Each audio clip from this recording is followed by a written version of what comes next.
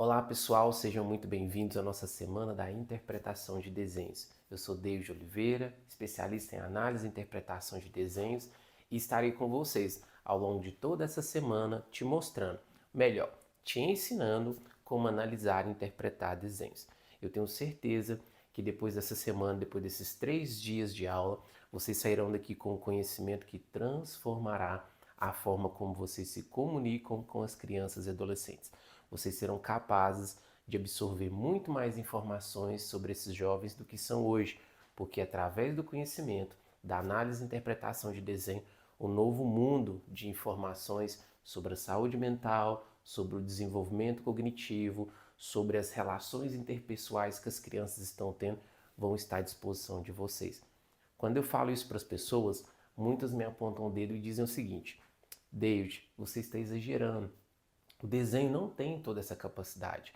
O desenho não é capaz de fornecer essa quantidade de informações que você está falando. Mas fiquem tranquilos que ao longo dessa aula eu vou provar para vocês que o desenho é sim capaz, que existe toda uma cientificidade, existe todo um aparato técnico para nos certificar que o desenho é capaz de analisar e interpretar fenômenos psicoemocionais. Tudo bem? Para começarmos essa aula, eu gostaria de contar para vocês a minha história com análise e interpretação de desenhos. Eu conheci essa abordagem, eu conheci essa técnica lá na minha faculdade de psicologia. Quando eu estava entre o sétimo e oitavo período, eu me deparei com uma matéria chamada psicometria. A psicometria é a ciência dentro da psicologia que estuda o fenômeno psicológico, a dimensão psicoemocional das pessoas através de instrumentos, através de testes psicológicos, né? Esses testes que vocês são aplicados em vocês quando vocês vão fazer uma carteira de habilitação, quando vocês estão no processo seletivo de uma grande empresa, quando vocês passam por um concurso, né, e precisam ter essa etapa da avaliação psicológica, normalmente vocês são submetidos a testes psicológicos. Então, nós temos uma matéria que nos ensina a estudar esses testes psicológicos. Essa matéria não é uma matéria que nós psicólogos, pelo menos não a maioria, gosta muito. Por quê? Porque ela envolve exatas. E nós da psicologia somos um grupo que se familiariza mais com as humanas, né? Por isso que a gente escolheu psicologia. Então, quando fala de número, quando fala de cálculo, quando fala de estatística, a gente já fica um pezinho um pouco atrás. Mas eu estava ali, precisava formar, então aquela matéria era algo que eu precisava absorver, eu goste ou não.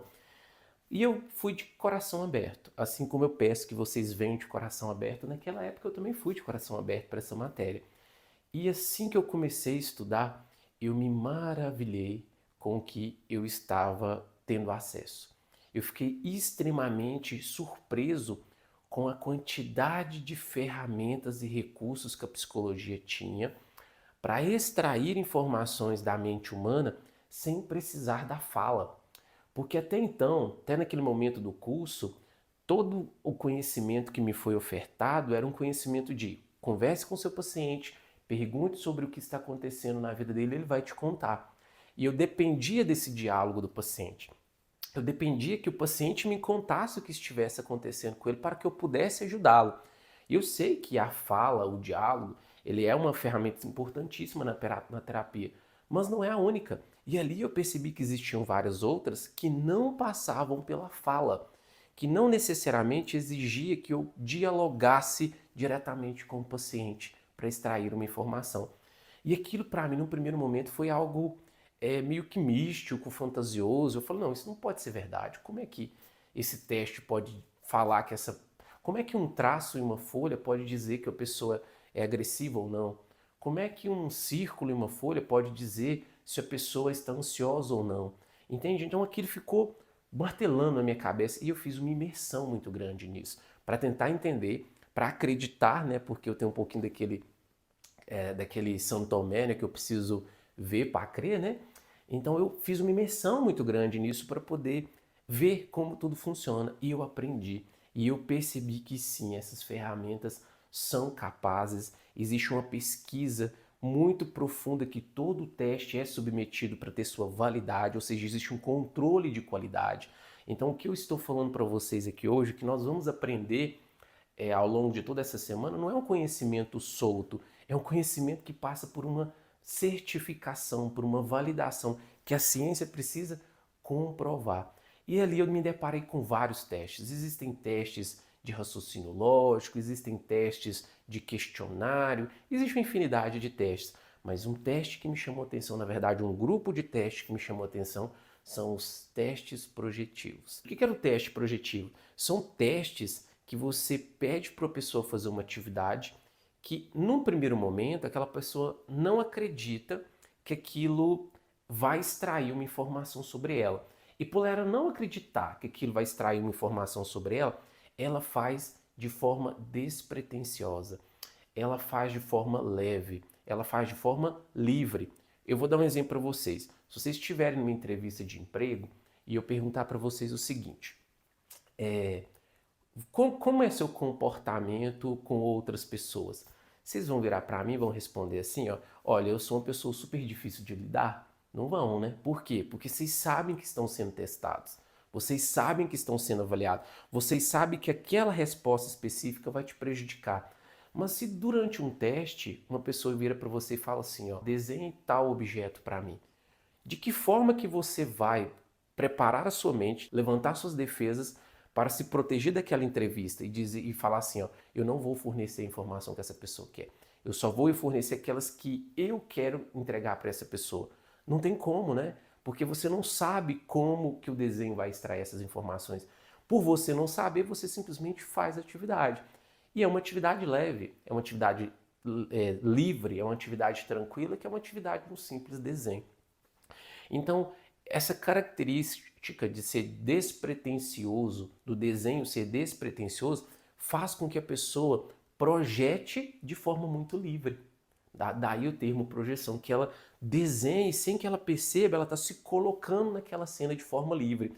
E esses testes, lá na minha faculdade de psicologia, me chamou muita atenção, me despertou e eu fiz uma imersão muito grande, porque aquilo para mim era fenomenal, era algo muito novo, era algo muito surpreendente e eu fiz uma imersão muito grande. Naquele momento, uma professora percebeu meu fascínio sobre as ferramentas projetivas, em específico quando se falava de desenhos, e me pediu para dar um curso, dar um intensivo para os meus próprios colegas. Por que ela me pediu isso? Porque ela percebeu que os meus colegas estavam com muitas dificuldades nessa ferramenta. Não só nessa ferramenta, como toda ferramenta projetiva. E por que eles estavam com dificuldades? Porque esse conhecimento ele é oferecido nas universidades e também fora do contexto de universidade de forma muito técnica, de forma muito elaborada, com um conhecimento muito complexo. E isso desestimula as pessoas a querer utilizar essas ferramentas. E por isso até nós, psicólogos, ficávamos extremamente resistentes a utilizar ferramentas projetivas, como por exemplo o desenho. E por isso esses alunos também se afastavam e diziam que não queriam aprender aquele conhecimento. Só que quando eles não aprendem esse conhecimento, eles ficam sem uma ferramenta para auxiliar nos seus trabalhos. Mas a professora, vendo o meu fascínio, vendo a minha facilidade em falar sobre análise e interpretação de desenho, ela me convidou a ministrar um curso, né? Naquele momento, para aquele grupo específico, era sobre um curso chamado HTP, que é uma ferramenta exclusiva de psicólogos. Então, obviamente, eu não vou entrar nessa ferramenta porque ela é para psicólogos, mas ela usa os desenhos também. E aí eu fui dar esse curso para esse grupo de alunos. E eu achei que não ia ninguém. Pensei, né? Não vai aparecer ninguém para essa aula que eu vou dar, né? Mas, para minha surpresa, a sala encheu. E aí eu conversei com alguns alunos, comecei a trocar ideia com alguns colegas e eles me diziam o seguinte, eu queria muito saber fazer isso, mas eu não estava dando conta porque era muito complicado. Eu não estava dando conta porque os manuais eram todos em língua estrangeira e eu não conseguia entender. Era muito difícil para mim, era muito inalcançável, mas assistindo a sua aula eu vi que é algo digerível, é algo palpável, é algo muito mais intuitivo e natural do que eu imaginava. E assim eu dei vários cursos ao longo da minha formação para os meus próprios colegas sobre análise e interpretação de desenhos. E aí eu me formei, para minha surpresa, o desenho ele de novo apareceu na minha carreira profissional. Assim que eu me formei, eu fui convidado a virar professor de forma efetiva na universidade que eu estudava. E grande parte desse convite se deve a esse conhecimento de testes psicológicos, em específico esse conhecimento de ferramentas projetivas.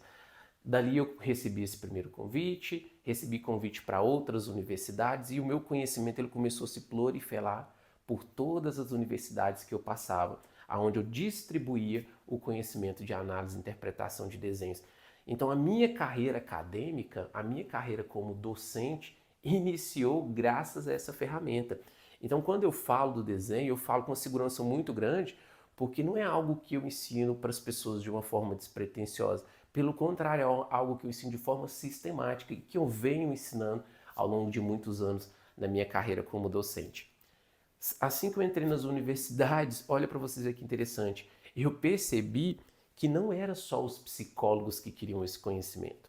Existiam também os pedagogos, os professores, o pessoal do curso de pedagogia, o pessoal do curso de letra, também queriam esse conhecimento. E quando eu perguntei para quê, eles falaram, não, porque o desenho é uma ferramenta pedagógica extremamente útil para a gente.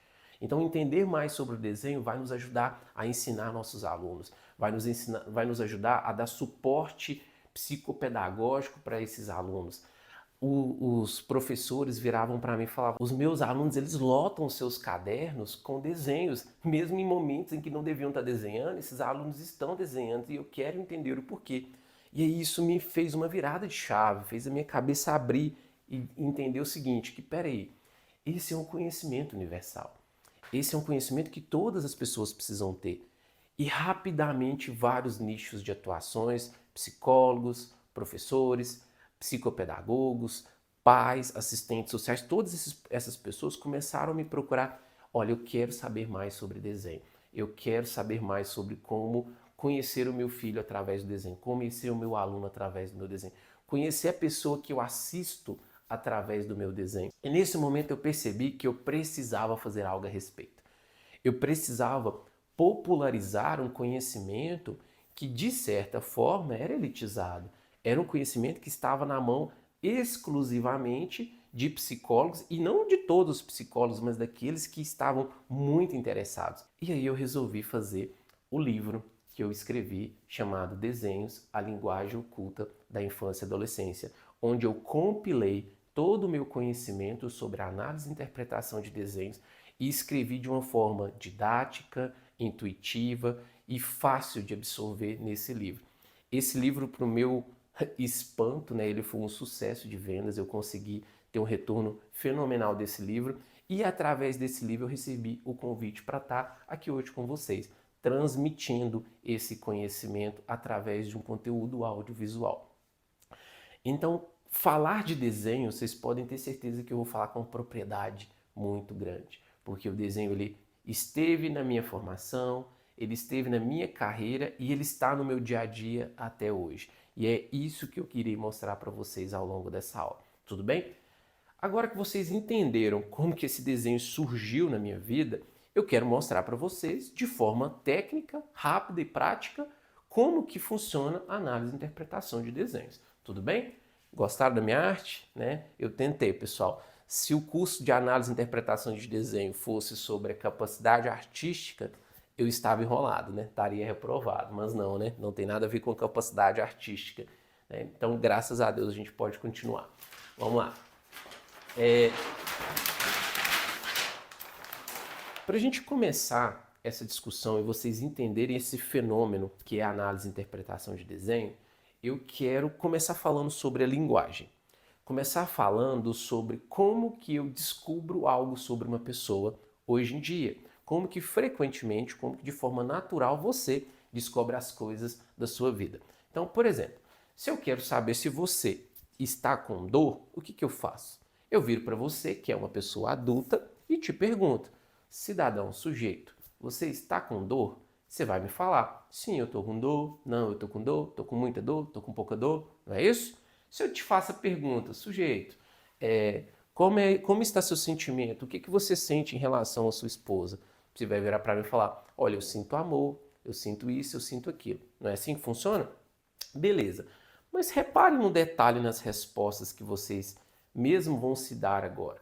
Se eu pergunto para você, agora esse exercício é para você, reflita aí na sua casa. Me responda o que é dor. Reflitam sobre isso. Vamos supor que eu esteja perguntando aí, eu esteja do seu lado agora e te pergunto o seguinte: o que é dor? E você tem que me dar uma resposta, porque existe uma interação aqui, né? A gente está comunicando. E aí, qual a resposta que você vai me dar? O que é dor?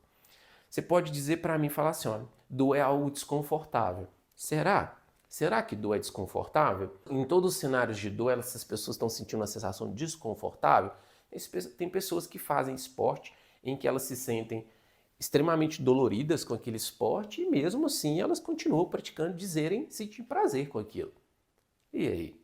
Então dor é desconforto, é prazer? O que é isso? O que é dor?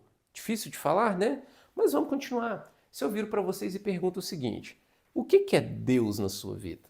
Tá? Sem nenhum tipo de pregação, tá, pessoal? É só para finalidade pedagógica aqui. O que é Deus para você? Para alguns que têm fé, vão virar para mim e falar assim: olha, Deus é tudo, não é? Tem as pessoas que podem virar para mim e falar assim: não, Deus é tudo na minha vida. Deus é amor. Tem algumas pessoas que vão falar que Deus é amor, Deus é justiça, pode falar um monte de coisa, mas então o que é Deus? Deus é amor? Deus é tudo? Deus é justiça? O que é Deus? Tá vendo que você está tentando me explicar o que é Deus e não está conseguindo? Ou se está conseguindo, é de uma forma limitada? Esse conhecimento ele está chegando fracionado, ele não consegue dar significante o suficiente para o que você está querendo me transmitir, porque uma palavra ela é um significado, não é assim? E ela tem que representar um significante, ela tem que virar para a pessoa que está ouvindo e representar algo. Mas espera aí, você está virando para mim e falando assim: Deus, mas o que Deus é? E eu vou além. Será que quando você vira para mim e fala assim: olha, eu tenho uma intimidade muito grande com Deus, e você? Se eu virar para você e responder assim: ó, eu também. Será que a intimidade que eu tenho com Deus é a mesma que a sua? Será que a forma como eu vejo Deus é da mesma forma que você? Está percebendo que por mais que a linguagem ela ajuda na interação, ela também faz com que a gente tropece nessa conversa? Ela faz com que o tempo todo eu esteja caindo? O tempo todo eu precise explicar melhor? Não é assim que funciona? Se vocês repararem, muitas vezes que vocês vão conversar com seus esposos, suas esposas, seus namorados, enfim, com as pessoas que vocês se relacionam, vocês vão ver que os conflitos surgiram por causa dessa falha de comunicação. Não é verdade? Existe uma experiência que você fala uma coisa, a pessoa escuta da forma que ela quis escutar, da forma como ela foi capaz de escutar, e não é da forma que você quis transmitir. Por que isso acontece? Porque a fala tem essa falha, certo? A fala ela nunca vai ser capaz. Você nunca vai encontrar palavras o suficiente para me descrever qual o significado do seu filho na sua vida. Tente. Você pode virar para mim e falar assim: ó, meu filho é tudo para mim. Mas será que o sinônimo de filho é tudo? Você não falou que tudo é Deus? E agora tudo é filho também? E aí, o que é tudo na sua vida? Filho ou Deus? Entendem isso? Então percebam que vocês sempre estão tropeçando na fala. Estão sempre falhando em falar. Interessante, né? A fala é falha. Faz sentido para vocês? Esse dilema é o início da nossa conversa sobre análise e interpretação de desenho, porque você é um adulto. Eu estou conversando com pessoas adultas, pessoas formadas, pessoas que têm uma bagagem de vida muito grande, que têm um aparelho mental extremamente desenvolvido e extremamente capaz de dar significado para tudo que eu pedi aqui. Mas mesmo vocês, essas pessoas adultas e desenvolvidas, estão tropeçando, não estão conseguindo comunicar comigo de forma direta, certo? Agora imagina uma criança. Se você adulto não foi capaz de descrever esses sentimentos, essas emoções, esses pensamentos, imagine uma criança que está em um processo de desenvolvimento. O seu aparelho mental não está totalmente desenvolvido, as sinapses nervosas estão sendo elaboradas, concordam? O cérebro dessa criança, ele está passando por um processo de elasticidade, ou seja, ele está expandindo, os neurônios estão cada vez mais fazendo novas conexões, fazendo novas comunicações, ou seja, existe um processo de desenvolvimento. Vocês já estão prontos, parcialmente prontos, né? Mas essa criança está em um processo de neurogênese, tá multiplicando os neurônios, ela está aprendendo ainda. E aí você vira para essa criança e pergunta, vamos dar um nome hipotético aqui, né? Joãozinho, você está solitário? Como é que você está se sentindo? Você está se sentindo solitário? E aí você vira para essa criança e espera que ela te responda isso. Espera que ela seja capaz de elaborar com as suas faculdades mentais limitadas o conceito de solidão. Entende isso? Você está exigindo demais dessa criança. Você está pedindo para que ela vá muito além daquilo que ela é capaz. Eu entendo que algumas palavras essa criança ela já elabora muito bem, mas mesmo as que ela elabora muito bem, talvez o que ela esteja fazendo é um processo de repetição. Ela só esteja repetindo um monte de palavras que ela aprendeu e que remetem a uma ideia limitada de significado. Não representa tudo que aquela criança está sentindo. É muito elaborado o que você está pedindo para ela falar. É muito complexo esse conceito. Ele vai muito além das capacidades que esse indivíduo tem.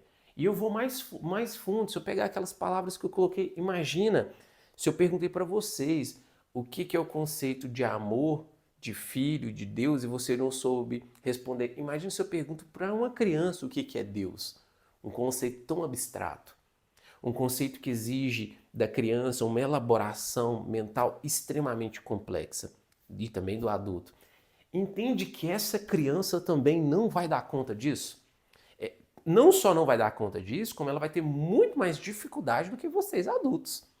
Por isso que quando você pega uma criança que passou por uma experiência traumática, como eu já atendi várias, que eu trabalho numa instituição de atendimento de alta complexidade, eu trabalho numa abrigo institucional, e você vai conversar com a criança sobre o que ela passou, você vai pedir para que ela conte sobre o que ela passou, e essa criança, muitas vezes ela nem sabe.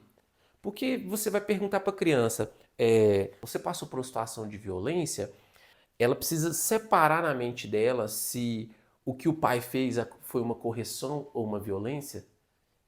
E entende que é exigir demais esse tipo de elaboração, dela conseguir descrever para você se aquilo foi uma correção ou uma violência, entende? Ou se aquela palavra que o pai falou foi uma palavra solta ou se era uma forma de agredi-la verbalmente.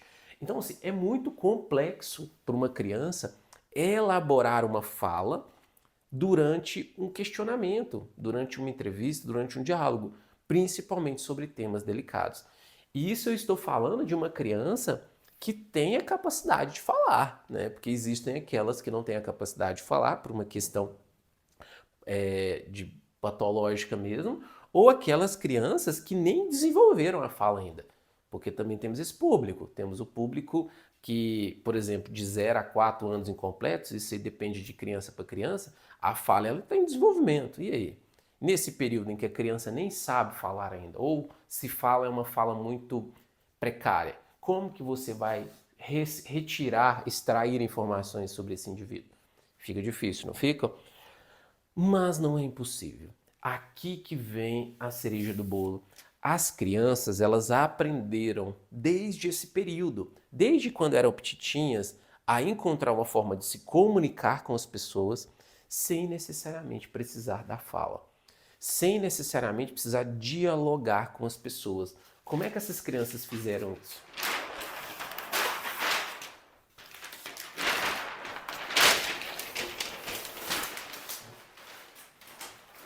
Essas crianças aprenderam a usar um fenômeno muito interessante que a gente chama de lúdico.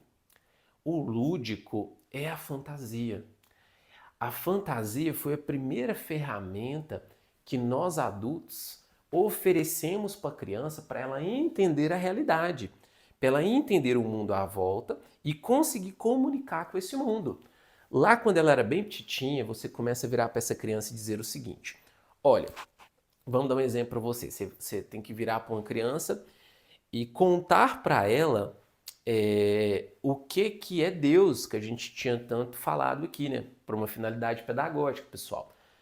Você não vai tentar explicar todo o Antigo Testamento, toda a constituição de todas as religiões de Deus para uma criança, vai? Não, a criança ela não tem elaboração mental para isso. Quando ela tiver petitinha, o que você vira para a criança e fala? Olha, não, Deus é o papai do céu. Vocês falam de forma lúdica, vocês viram para a criança e falam assim, tem um pai que ele fica no céu. E aí daqui a pouco a criança ela tá lá no quintal da casa, aponta para o céu e fala, ó, o papai do céu está olhando para a gente. Não é assim que funciona?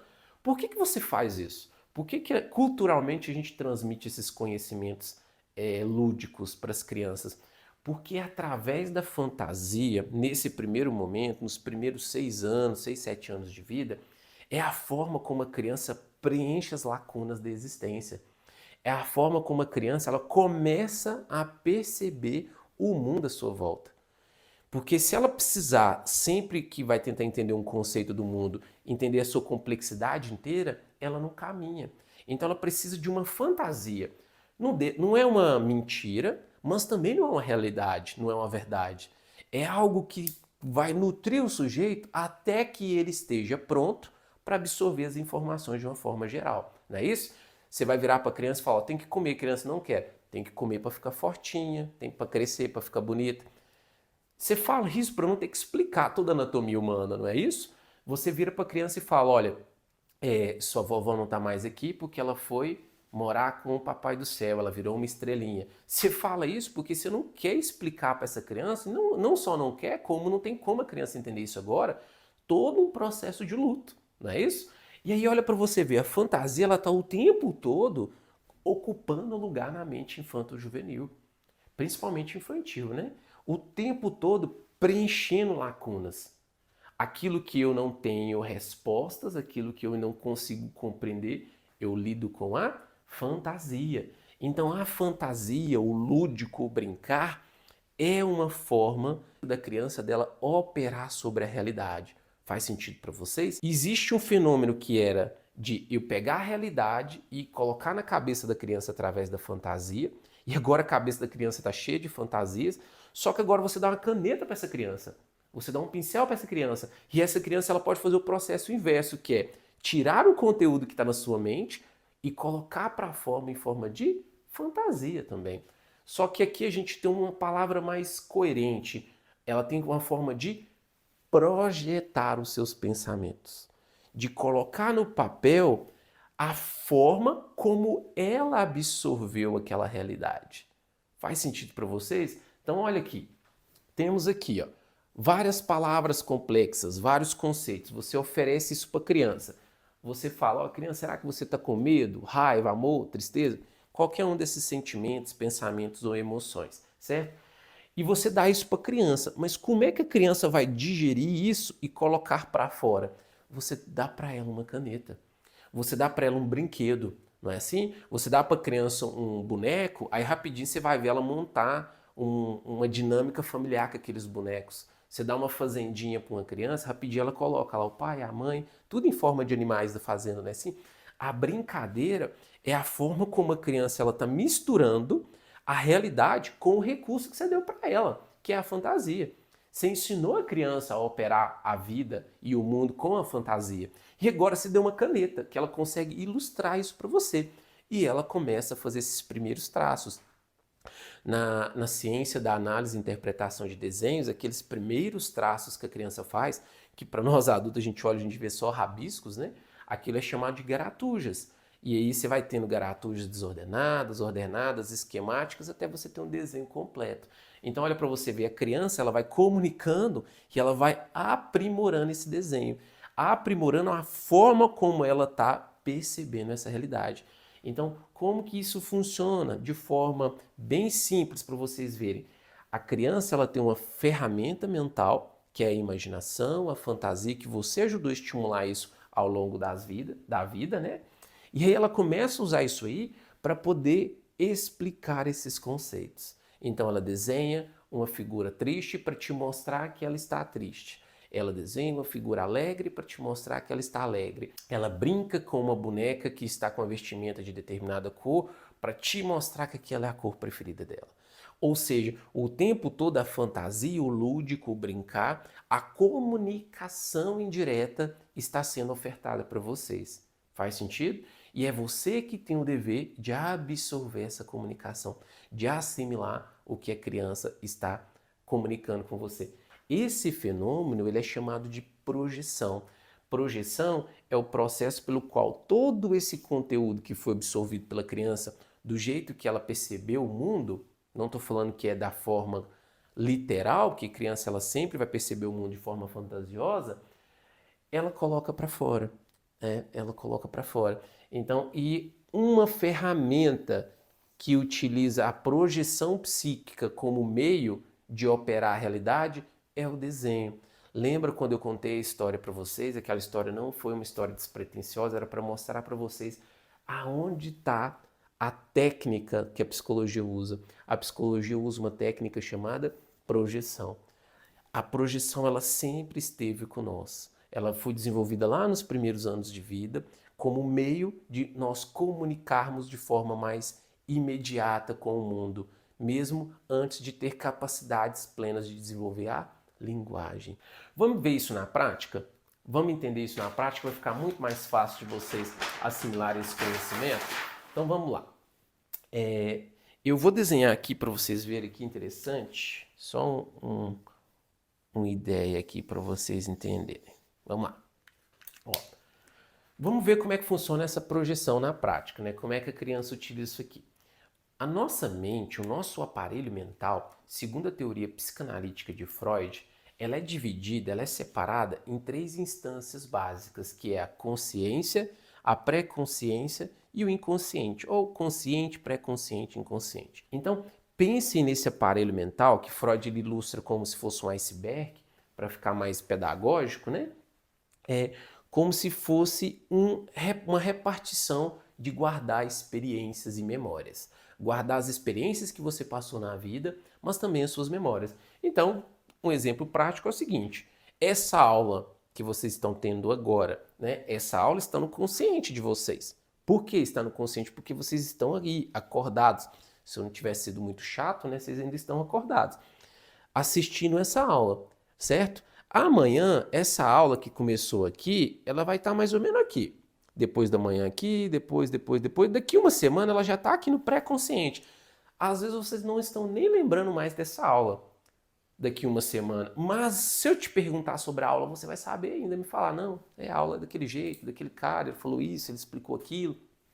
Aquele cara que gosta de desenho. É isso. Ela vai estar mais ou menos aqui. Só que ela não está o tempo todo na sua cabeça. Você precisa estar pensando em outras coisas. Então, a sua mente, de forma automática, ela vai mandando essas informações para um nível cada vez mais inconsciente. Daqui um ano, talvez você nem lembra do meu nome mais. Né? Daqui 2 anos, nem lembra que fez um curso de análise de desenho. Brincadeira, tá, pessoal? Esse curso vai ser bem marcante para vocês, então tenho certeza que vocês vão lembrar. Mas, enfim, esse é o processo da sua mente. Você vai guardando. Obviamente que a sua mente ela reserva um espaço muito maior para guardar o conteúdo que você já viveu, as experiências que você já passou. Por quê? Porque é o que foi armazenado. Cada dia que você vai passando, você vai armazenando novas experiências. A ciência até hoje, pessoal, não conseguiu medir a capacidade, o limite de armazenamento de informações. Então, a todos os fins, a gente tem experiências com pacientes que relataram se recordar de algo que aconteceu quando ele tinha poucas semanas de vida, né? Então é algo surreal, né? Nossa mente é uma coisa fenomenal. Então, entender esse processo, como que funciona a projeção com tudo isso então? Vamos imaginar, pessoal, que uma criança, esse menino, passou por uma situação de bullying na escola, certo? Eu estou falando bullying, mas pensa em qualquer experiência traumática, da mais simples, da mais severa, né? Qualquer experiência traumática. Se essa criança passou por uma experiência traumática hoje, né, nesse exato momento, o que aconteceu? Essa experiência está no consciente dela, concorda? E aí essa criança chega na escola triste. E você vira para a criança e fala assim, olha, o que aconteceu? Lembra que é hoje, você está perguntando o dia que aconteceu. A criança vira para você e fala assim, olha, não sei o que, estou chateado, aconteceu uma coisa triste. E ela vai tentar descrever a experiência de bullying dela, mas às vezes ela não vai dar conta. por conta daqueles motivos que eu expliquei para vocês anteriormente. Às vezes ela não tem a fala desenvolvida o suficiente, às vezes foi uma experiência tão agressiva para a criança que ela está extremamente aterrorizada com isso. A simples ideia de lembrar o que passou aterroriza a criança. Lembra aquela frase de efeito, né? Lembrar é reviver, né? Recordar é rever, algo assim, né? Por isso, porque às vezes a criança, se ela for falar daquilo de novo, ela vai vivenciar aquilo de novo. Vai ser doloroso e a criança não quer. Você pode até pensar, não, mas a criança ela precisa falar sobre isso porque os pais precisam providenciar essa situação, resolver essa situação. Mas vocês acham que a criança está preocupada com isso? Vocês acham que a criança está preocupada? Não, eu tenho que ser 100% honesta com a minha mãe, 100% honesta com o meu pai, porque meu pai vai na escola, vai resolver essa situação. Não, a criança só sabe que está com medo. Lembra que é um sujeito que está em desenvolvimento, que não tem essa faculdade mental como a sua? Então o que ela pode fazer? Ela pode se fechar. Ou se ela contar de forma limitada. Mas aí você pega essa experiência que aconteceu aqui hoje e vira para a criança e fala assim, ó, cidadão, sujeito, indivíduo, desenha para mim, por favor, como que foi o seu dia na escola hoje. Aí você está pedindo para a criança, ao invés dela falar sobre isso, que ela pegue essa experiência que foi dolorosa, passe pelo filtro da projeção e saia com o resultado que você quer que ela te conte, que é um desenho totalmente repleto de significado sobre a experiência traumática da criança. E ela vai te entregar esse desenho, às vezes, isso é até um pouco assustador, mas ela vai te entregar esse desenho sorrindo, com uma leveza muito grande. Por quê? Porque quando ela está desenhando, ela está fazendo uma atividade leve. Ela não está preocupada se no desenho dela tem elementos que comunicam algo que ela não quer contar. Ela só está desenhando. E quando ela desenha, ela está colocando para fora todo o sentimento negativo que ela tinha aqui. Só que de uma forma projetiva, de uma forma sublimática. Esse conceito de sublimação, que Freud também elabora, é o seguinte, que a gente transforma a energia negativa em energia positiva. O desenho tem essa magia. A arte faz isso, né? Reparem que vários artistas ao longo da história, se a gente pegar, por exemplo, Picasso, utilizou a arte para isso, não é? Ele estava triste, ele desenhava aqueles quadros utilizando a cor azul. Ele estava alegre, ele desenhava as paisagens que deixavam ele alegre. Ou seja, o desenho, a pintura, né, como uma ferramenta de projeção e que sublima o sentimento, transforma o sentimento negativo em algo positivo. Isso é fenomenal. Então, o que aconteceu com essa experiência? Ela não foi dita verbalmente, a criança não reviveu literalmente essa experiência, você não precisou que ela descrevesse, então ficou leve. Além dela conseguir te comunicar o que aconteceu, nesse processo de comunicação ela também está tratando o sofrimento. Ela está dando um novo significado. Ela está elaborando aquela experiência. Muito bacana, né? Mas isso eu falei sobre algo que aconteceu hoje, né? Mas e algo que aconteceu semana passada? Se aconteceu semana passada, bem provavelmente que essa experiência já está guardadinha aqui. Só que o pai descobriu só hoje. A mãe descobriu só hoje. O que a mãe vai falar? Ô, me conta o que aconteceu. Só que agora, pessoal, nós temos outros obstáculos. Não é só a fala. Tá vendo essa margem aqui? Isso aqui o que eu fiz foi para representar o oceano, né? Tem o iceberg e tem o oceano, né? Essa parte que está embaixo do mar é uma parte que já está mais escondidinha na mente da criança. E o nosso aparelho mental, o que ele faz? Ele coloca barreiras. Ele coloca barreiras para deixar guardado alguns conteúdos no inconsciente e alguns conteúdos no pré-consciente. Ele faz isso para manter nossa mente saudável. Imagine se os conteúdos que vocês viveram na vida de vocês até hoje tivessem aí na cabeça de vocês o tempo todo. Vocês estariam loucos, estariam surtados, não é? Seria insuportável a ideia de conviver com tudo isso ao mesmo tempo da nossa cabeça. Se isso aqui rolasse solto, ó, essa consciência, pré-consciente, o conteúdo disso aqui tudo ficasse solto livremente na sua mente, ia ser um caos, não é? Então, quando um conteúdo ele vai para o nível mais baixo da inconsciência, ele começa a ter barreiras. Já tem uma barreira no pré-consciente. Então, agora, não é só a criança que não quer falar. O aparelho mental da criança barra esse conteúdo. Por que ele barra? Porque se esse conteúdo ele veio para cá, É por dois motivos básicos. Um é que esse conteúdo dele é inútil para a pessoa naquele momento da consciência dela. Então, por exemplo, você não precisa saber o que você comeu há 15 dias atrás. Essa informação ela não é útil para você. Então, por isso que ela vem para baixo. Né? O outra, que a informação ela é extremamente tensional, angustiante, que ela gere sofrimento. Sempre com uma experiência que a criança passa, ou o adulto, qualquer pessoa, na verdade, passa, gera um sofrimento muito grande, esse sofrimento ele passa, não é assim? Né? A gente não vira para as pessoas e fala assim, não, calma, dê tempo ao tempo, as coisas vão melhorar, vão entrar... O que é esse vão melhorar? Você está dizendo para a pessoa o seguinte, olha essa experiência traumática que você passou aqui, ela vai melhorar porque ela vai cair no esquecimento. Ela vai para uma dimensão da sua mente onde você não vai se recordar. E uma vez que ela vai para lá, vai ter um monte de gente trancando ela lá. Entende isso? Como se fosse um calabouço aonde está trancado essa experiência traumática. Então, essas barreiras, esses guardiões que ficam guardando essas experiências traumáticas, estão o tempo todo dizendo o seguinte, você não vai sair. Você não vai sair daqui e vir para cá. Por mais que alguém te pergunte, por mais que alguém vire para você e fale assim, me conta como é que foi aquela experiência traumática que você passou quando era criança. A pessoa vai ficar com raiva, vai ficar frustrada e vai falar, não quer falar sobre isso não. Ela não vai sair. Não é só porque ela não quer, é porque existe uma série de barreiras que impede aquela experiência de sair. Impede porque o seu aparelho mental já entendeu, ele já aprendeu que se essa experiência vir para cá, você vai sofrer demais. E o seu aparelho mental, ele tem um único propósito, que é aliviar a tensão e produzir prazer. Principalmente o inconsciente, né? Aliviar a tensão e produzir o prazer. Então, esse aparelho mental ele não vai deixar isso escapar. Só que olha que fenomenal, pessoal. Quando você pede para a pessoa desenhar sobre algo que ela viveu hoje, ela desenha de forma leve, não é? Porque ela não percebe que está comunicando sobre isso. Da mesma forma, é sobre uma experiência que ela passou há anos atrás, há décadas atrás. Quando ela passou, quando ela era bem petitinha. Uma pessoa de 40 anos, é natural que ela desenhe, por exemplo, uma experiência traumática que ela passou quando ela tinha 5 anos de idade. Isso é fenomenal. Por que isso acontece?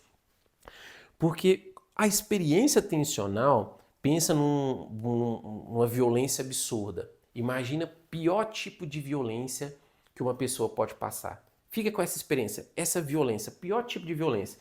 E essa pessoa passou isso com 5 anos de idade. Então ela passou e ela está aqui, certo? Essa experiência ela está guardada, mas você tem que pensar que é como se você estivesse guardando um monstrinho numa caixa de palito de fósforo. Ele está lá doidinho para estourar aquela caixa. Só que, como eu falei, existem várias barreiras que vão impedir ele de sair. Só que esse monstrinho, essa energia que está lá, que não está elaborada, não foi dado um significado para ela, o sujeito ele não entendeu, ele ainda sofre demasiadamente por aquilo, porque ele, na época que ele passou aquilo, ele não tinha entendimento. Aí ele cresceu, ele esqueceu aquilo. Então aquilo está mal elaborado. Agora que ele é adulto, ele precisa falar sobre aquilo para a vida dele ficar melhor. Para que essa experiência que ele passou lá quando ele era criança não afete a vida dele agora. Agora ele consegue lidar com isso.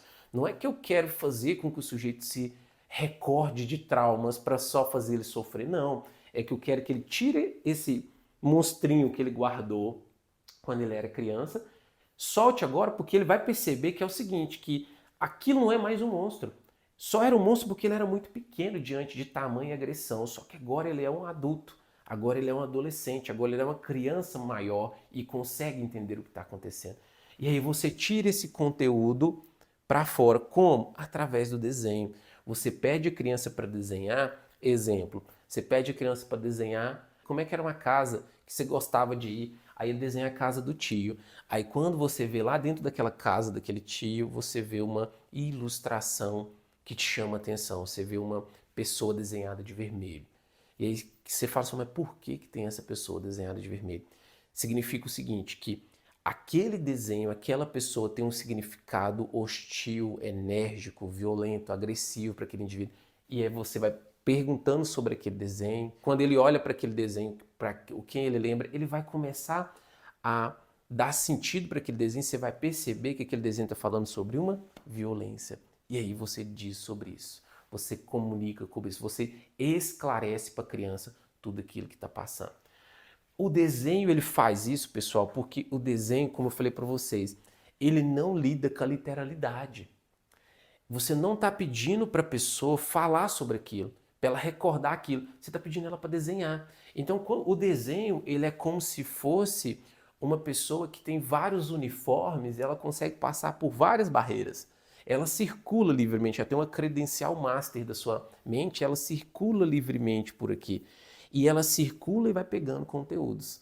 Basta você conseguir conduzir o desenho certo. Basta você conseguir pedir qual desenho que a criança vai fazer para extrair aquele tipo de informação que você quer obter. O desenho ele tem essa ferramenta chamada projeção e isso vai te ajudar a extrair informação. Quer extrair uma informação de quando a criança tinha 5 anos? Tem uma forma certa de você conduzir o desenho. Uma quando ela tinha 12, uma informação de hoje, tem uma forma certa e tudo vai usar a projeção. A projeção é um conceito desenvolvido pela psicanálise também. É uma forma de você externalizar aquilo que é seu e colocar no outro ou em um objeto. A criança ela pega aquilo que é dela, aquela experiência mais hostil que você colocou e coloca no outro. Em vez dela falar sobre ela, ela coloca no papel. Ela coloca na parede, ela coloca na superfície, ela coloca em algo que não é ela. Então ela não sofre, porque não é ela que está sendo colocada naquela cena. Ou se sofre, esse sofrimento é muito menos tensional do que se você estivesse perguntando para a criança diretamente. O conceito de análise e interpretação de desenhos fez sentido para vocês? Vocês conseguiram compreender toda essa filosofia por trás da interpretação de desenhos? Deixe um comentário no campo de comentários abaixo, por favor. Eu quero ouvir a opinião de vocês. Eu quero saber se vocês gostaram da aula. Eu quero saber se vocês estão entendendo e se tudo que eu passei fez sentido, foi ao encontro do que vocês queriam ouvir, tá bom?